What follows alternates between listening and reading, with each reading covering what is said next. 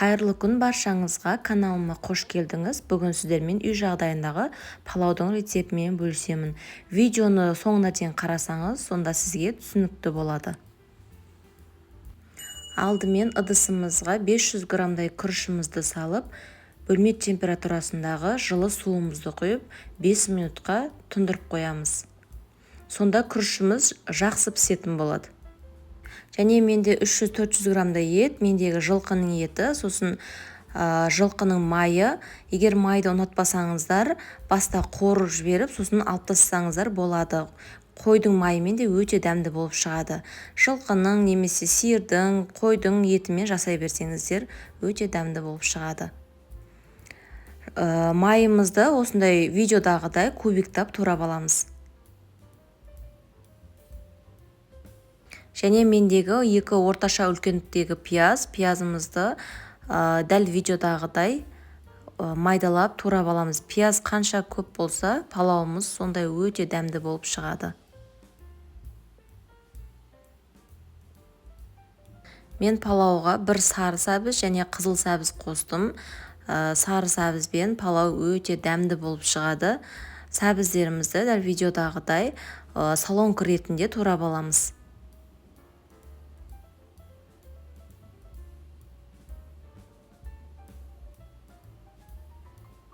Міне біз палаудың барлық салмаларын турап дайындап алдық алдын ала. Енді біз қызып тұрған тапамызға 125-130 грамм майымызды құйып жақсылап қыздырып аламыз. Майымыз қызғаннан кейін біз пияздарымызды салып қуырамыз. Пиязымыз сарғыш түс қызарып, кішкене күйіңкірегенше қуырып аламыз. Сонда біздің палауымыз қызғыш әдемі болып шығады. Және біз жылқы майымызды салып қуырып аламыз жақсылап.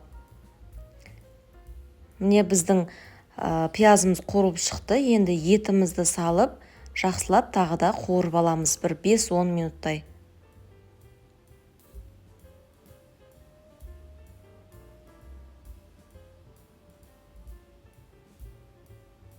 Артынша біз дәміне қарай тұз саламыз, немесе бір ас қасық саласыздар. Біздің еттеріміз қып-қызыл болып, әдемі болып қуырып шықты. Міне осындай болу керек. Енді біз сәбізімізді салып, тағы да 5 минуттай қуырып аламыз. Көп қуыруға болмайды, өйткені сәбіз езіліп кетуі мүмкін. 5 минут қуырсақ бізге жетерлік. Міне біздің күрішіміз дайын болды. Көп те бүйтіп суға салып қоюға болмайды. Енді біз қуырылған сәбіз етіміздің үстіне күрішімізді салып, қасығымызбен жақсылап жайып аламыз.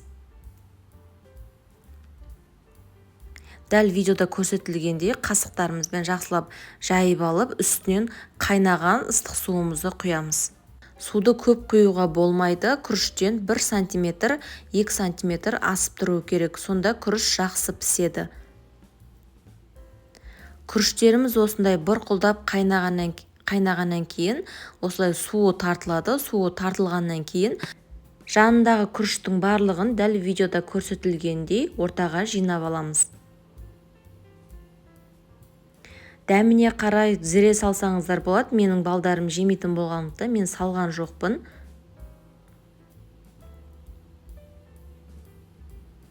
Не біз күрішіміздің бәрін ортаға жинап болдық. Енді қасығымызбен осылай ортасын, жандарын барлығын видеодағыда көрсетілгендей тесіп шығамыз. Сонда барлық жері әдемі біркелкі болып піседі. Және ортасына мен осындай бір сарымсақ қойдым. Енді палауымыздың бетін жауып, астын баяулатып, бір 10-15 минутта пісіріп аламыз. Міне біздің палауымыз дайын болды. Шашырап өте керемет болып шыққан. Қараңыздар. Жасалу өте оңай. Дәл менің рецептімен жасап көрсеңіздер, палауларыңыз өте керемет болып шығады.